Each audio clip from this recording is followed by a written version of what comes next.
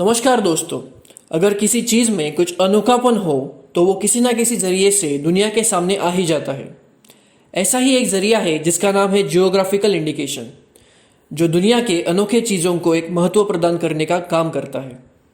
आज इस geographical indication के बारे में बात करने की एक खास वजह है, क्योंकि हाल ही में महाराष्ट्र राज्य के पालघर जिले के डहाणू घोलवड चिक्कू, जिसको जियोग्राफिकल इंडिकेशन का सर्टिफिकेशन मिला हुआ है, उसका एक कंसाइनमेंट यूनाइटेड किंगडम को एक्सपोर्ट किया है। तो चलिए दोस्तों, मेरा नाम है अजित पवार और आज मैं आपके साथ इसी टॉपिक पे चर्चा करूंगा।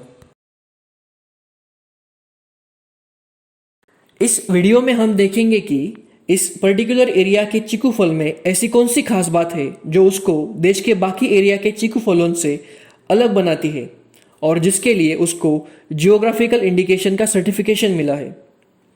फिर हम इंडिया में चीकू के उत्पादन की क्या स्थिति है ये देखेंगे।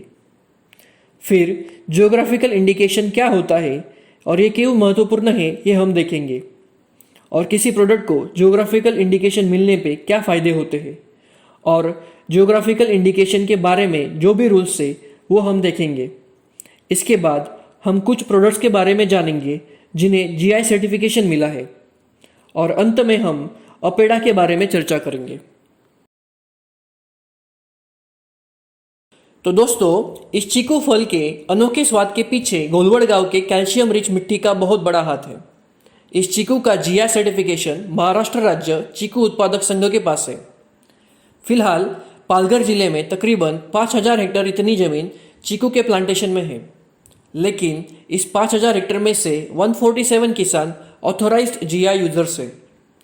इस जीआई प्रोडक्ट्स के निर्यात को बढ़ावा देने का महत्वपूर्ण काम agricultural and processed food products export development authority यानी कि अपेडा करता है।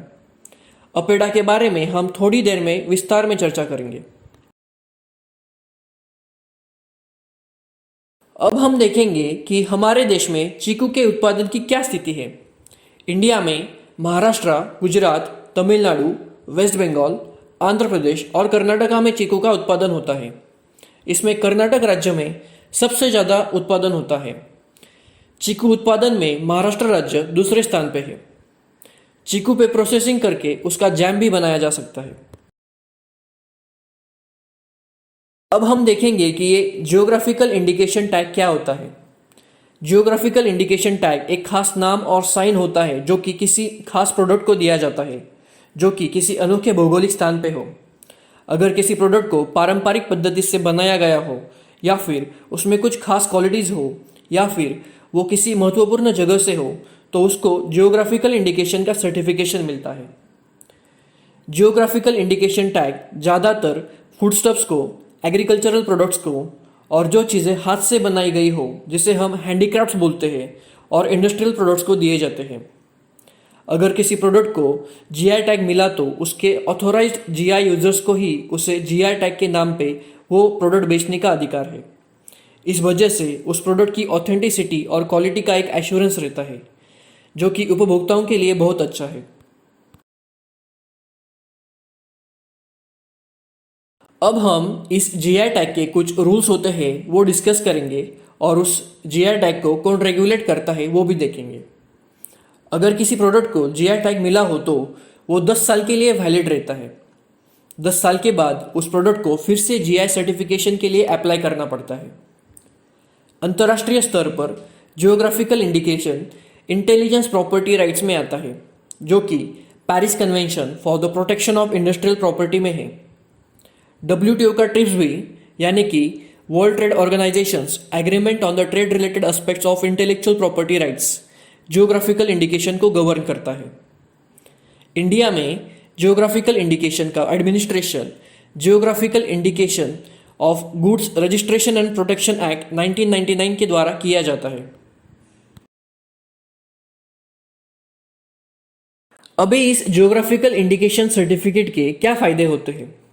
एक तो ज़्यादातर जीआई सर्टिफिकेट रूरल एरियाज में जो पारंपरिक पद्धति से हाथों से कोई प्रोडक्ट बनता है उसे मिलते हैं। जीआई सर्टिफिकेशन मिलने से इन प्रोडक्ट्स की वैल्यू बढ़ती है। औद्योगिकीकरण के इस युग में हैंडीक्राफ्ट प्रोडक्ट को जीआई सर्टिफिकेशन की वजह से इस कला को चालू रखने का प्रोत्साहन मिलता है। जीआई सर्टिफिकेशन की वजह से कस्टमर्स को ऑथेंटिक प्रोडक्ट मिल जाता है। अंतर्राष्ट्रीय बाजार में इन जीआई सर्टिफाइड प्रोडक्ट्स की डिमांड बढ़ती है। इससे पर्यटन को भी बढ़ावा मिलता है, क्योंकि लोग इन प्रोडक्ट्स को कैसे तैयार करते हैं इस क्यूरियोसिटी में वहाँ पे जाते हैं। इस जीआई सर्टिफिकेशन की वजह से पारंपरिक पद्धति से प्रोडक्ट बनाने वाले लोगों को अच्छा मुनाफा तो मिलता है, लेकिन वो पारंपरिक पद्धति का संवर्धन भी होता है।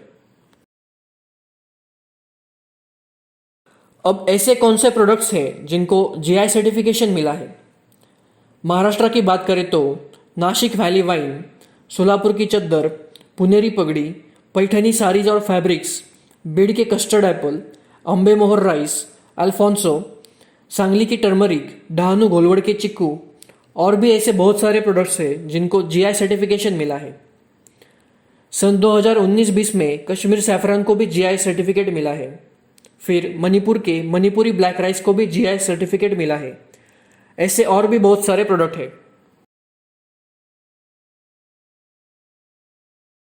अभी हम अपेडा के बारे में जानेंगे। अपेडा गवर्नमेंट ऑफ इंडिया के द्वारा agricultural and processed food products export development authority act 1985 में पास हुआ है। अपेडा के द्वारा बहुत सारे कार्य किए जाते हैं, जिसमें इंडस्ट्रीज को एक्सपोर्ट के लिए बढ़ावा देना, एक्सपोर्ट किए जाने वाले प्रोडक्ट्स के स्टैंडर्ड्स और स्पेसिफिकेशन सेट करना, प्रोडक्ट्स में पैकेजिंग में सुधार लाना, इंडिया के बाहर प्रोडक्ट्स की मार्केटिंग करना, इस तरह से और भी बहुत सारे काम अपेडा के द्वारा किए जाते हैं।